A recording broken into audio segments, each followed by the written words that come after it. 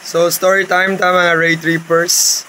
So karon na ay tropical depression or sa ba siya? Mura gid downgrade na sad.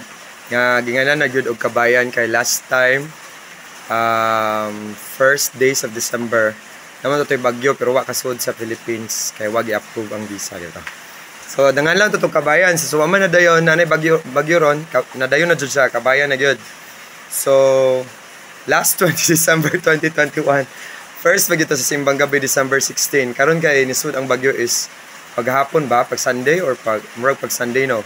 So mga December 17 na. Second day sa 9 mornings. So last time is first morning dito siya motong daghang wa kasimba sa kuan. So among house nag-uol mi kay na-audit jud siya pag 2021 mo nabungkag ang mga top. So bag-o na siya atop and then now so mo siya ang atop guys, updates atop guys.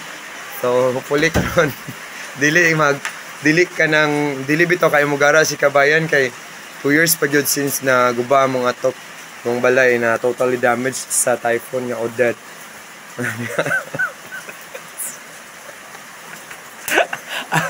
Dito pwede na yung lingaw no kay nasa bahay na stranded sa kagyong kabayan mo doon tatag Cebu guys pero cancel man tanan ang barko sa padong sa Cebu for safety reasons no. So pati mga animals, mga humans and animals di kaskodog buhol kay canceled because of the typhoon kabayan. So maybe mga 3 days pa ni siya nga ma-cancel kay layo-layo pa ang typhoon niya. Moagi jud kuno siya sa mga agianan sa Bohol guys based sa projection sa Pag-asa. So hopefully nga safe lang ang tanan. Yeah, labi na tong mga ang mga nagilinog pagid sa Mindanao, maagian pagid sa bagyo nga kabayan. Tapos sa Bohol, tapos sa Cebu pagyod katong nasunugan nga kuan sa Lapu-Lapu nga dako kayo nga sunog.